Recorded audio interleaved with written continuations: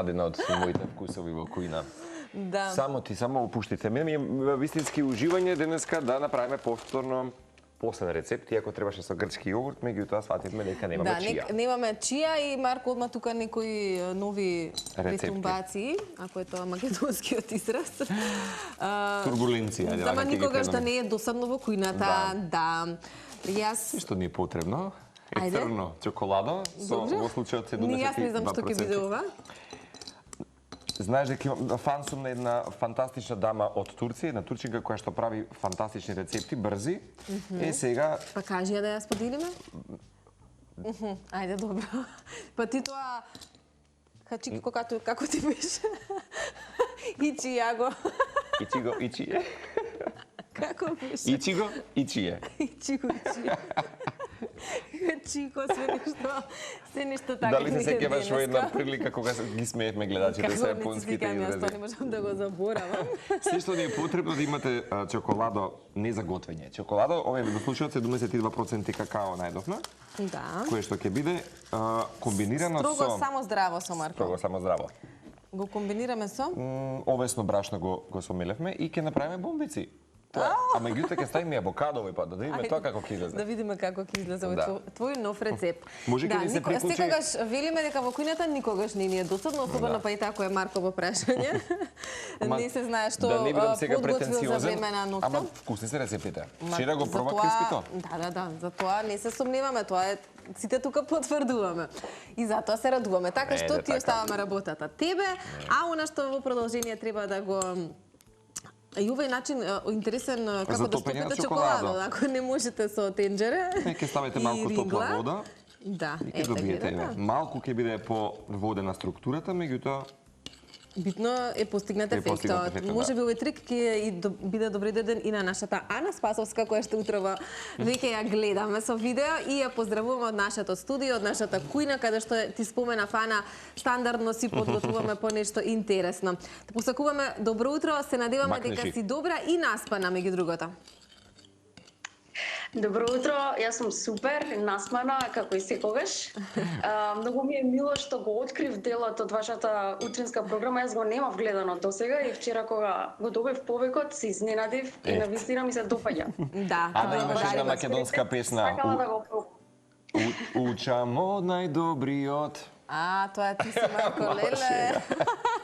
Ама навистина е така, Ана. Не знам колку си ти добра во кујна и како се снаоѓаш?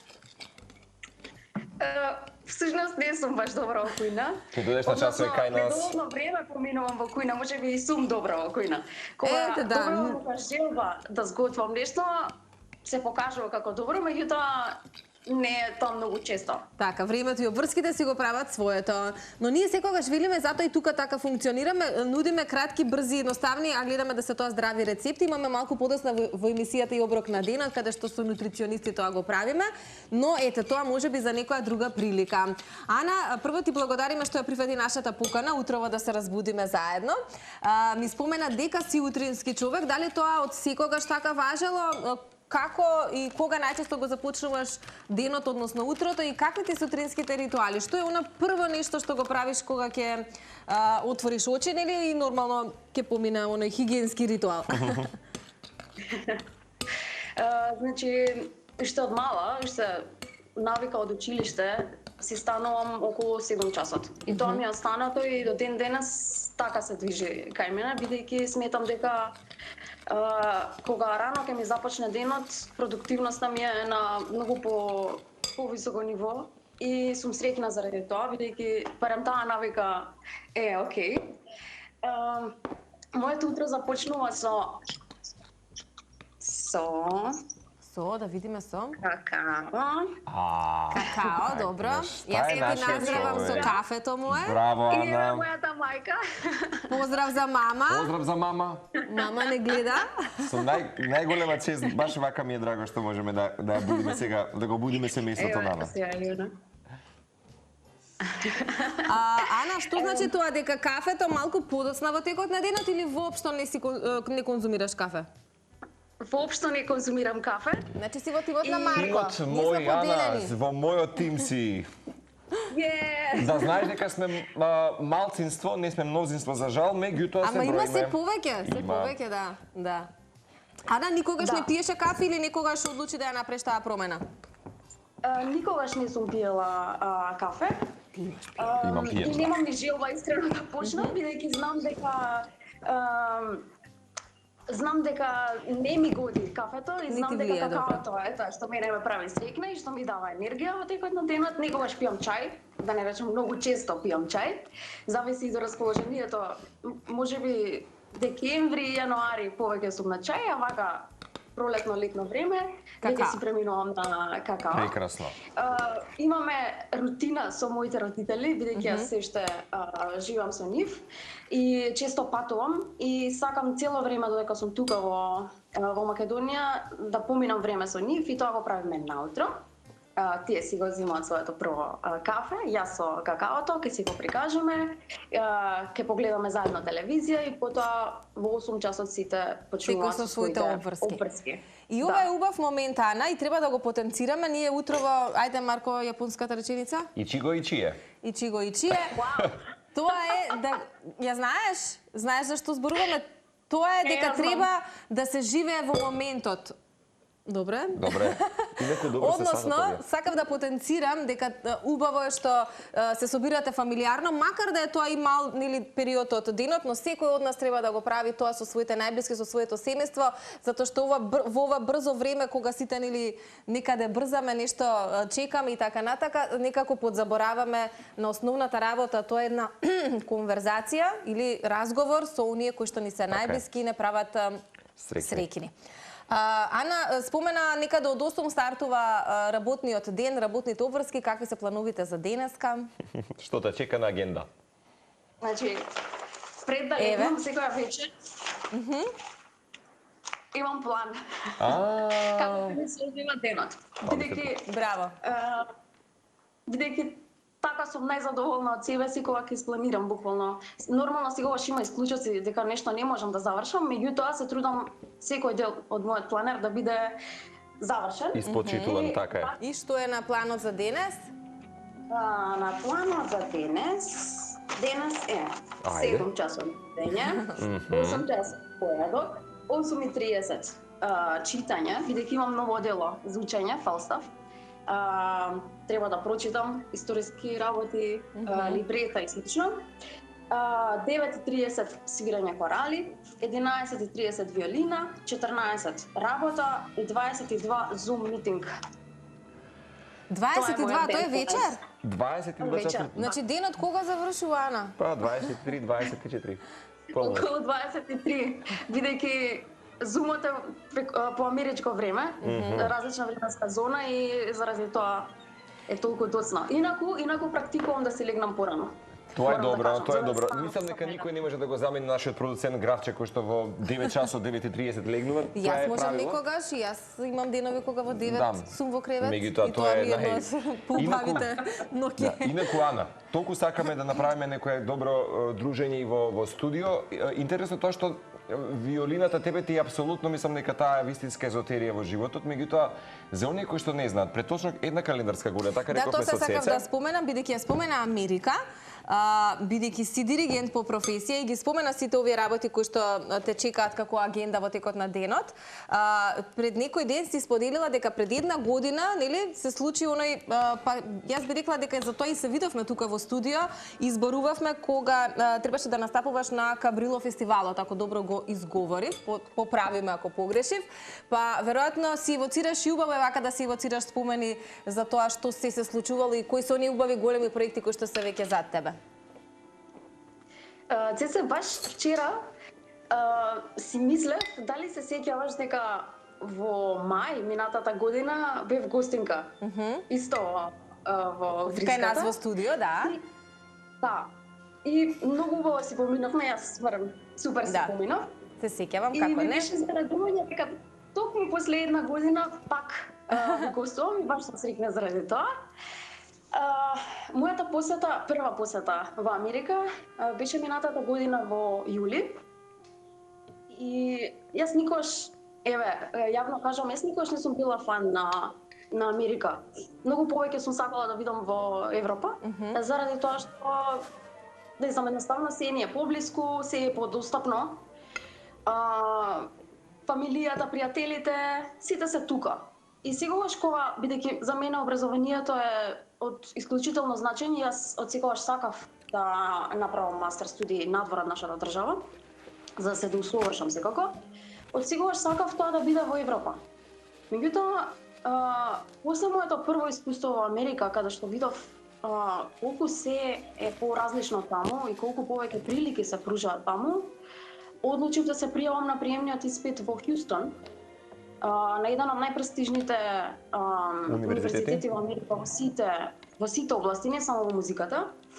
И искрено да бидам, не очекував дека ќе влезам во целата таа конкуренција, бидејќи самиот приемен испит имаше 4 круга и имаше над 170 пријавени луѓе, од кои што сум примена јас и уште еден студент на мастер студии. И јас сум првата жена диригент примена на Rice University.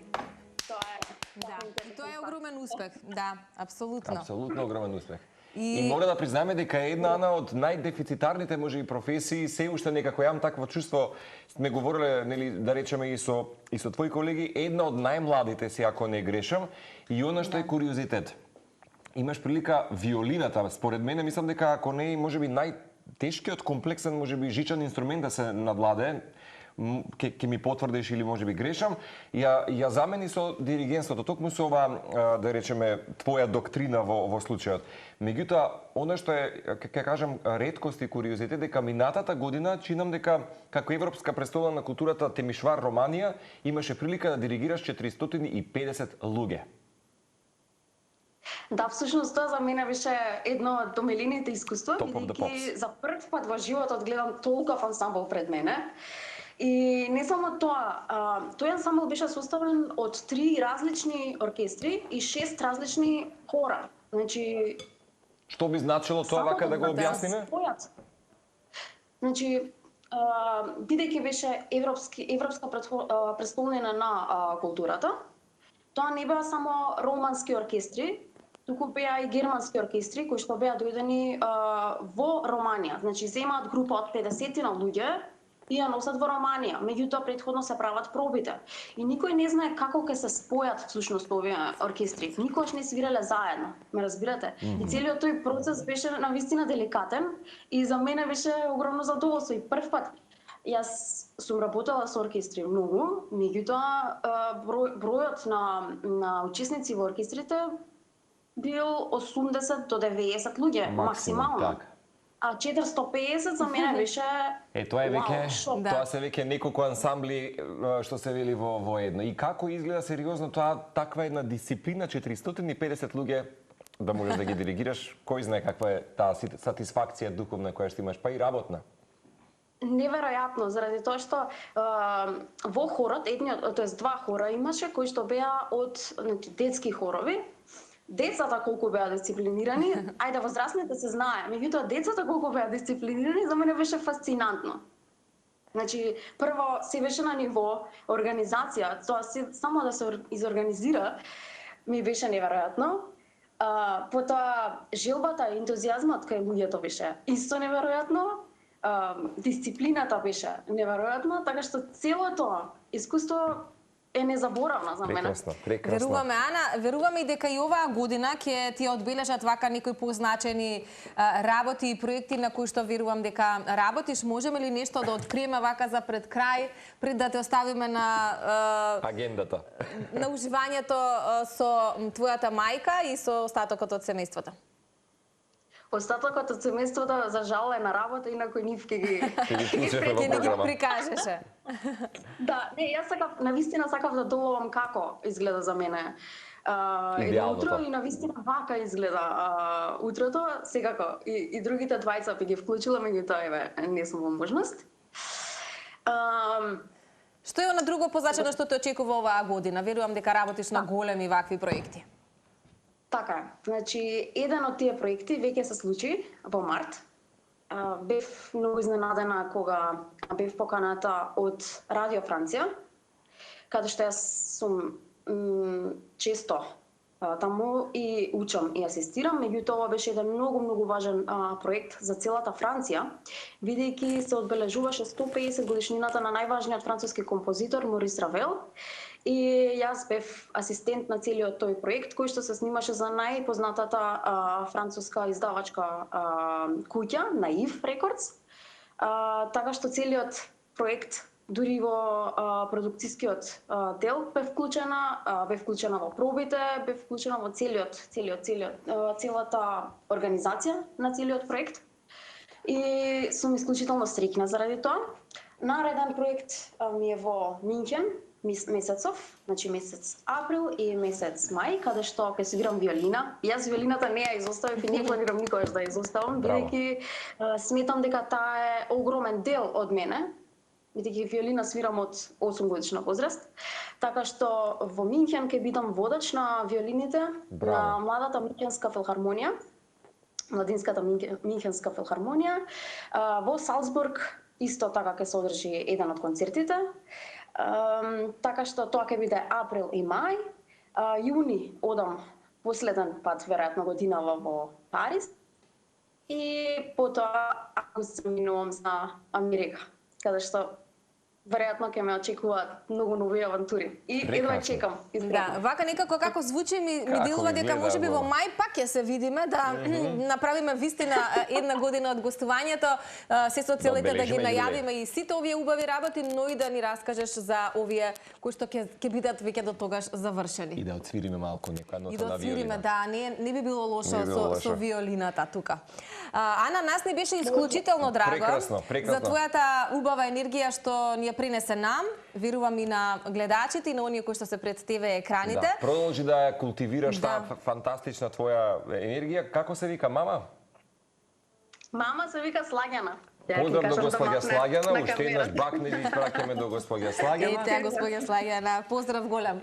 Не знам дали во моментот можеби господја Слагјана или ти или некој од семејството постите, еве уште еден рецепт од кујната на Марко за велигденските пости. Здрав, благ десерт. Од понеделник сите постиме. Последната седмица. Се случувало претходните години да постиме и цели пости. Меѓутоа со обврски и исто како што кажав патувања, мене често ме спречуваат патувањата да постам, бидејќи ќе седнеме на маса како друштво, како оркестар и кога сите јадат и мене ми се јаде. За жал, меѓутоа обавезно една недела пред Великден постам. И како што гледате, обавезно великденски декорации мора да има навсекаде. Апсолутно и така треба. Да, така се наговестува атмосферата празнична која што ни следува и така и треба да биде впрочем во секое семејство. Ана, многу ти благодариме што вака ни ја принесе атмосферата од дома. Бакнежи многу до тебе, до мама и се разбира, се гледаме во некоја следна прилика тука во студио. Убава е оваа идеја што даде Марко со виолината, бидејќи никогаш не ја забораваш. И веројатно таа што те однела толку далеку насекаде во светот. Да, апсолутно. Ви благодарам многу, многу убаво си поминав и се надевам дека експериментот ви е добар, па нареден пат и јас не се сумневам во Марко, да, и тоа ќе го потврдат останатите колеги. Не знам што ќе сега допрва ќе следува блендирање на авокадото и смесата да се подготви, ама не се сумневаме дека ќе биде нешто добро. Ана, ти благодариме многу. Голем поздрав. Уживај во денот и се гледаме во следна прилика.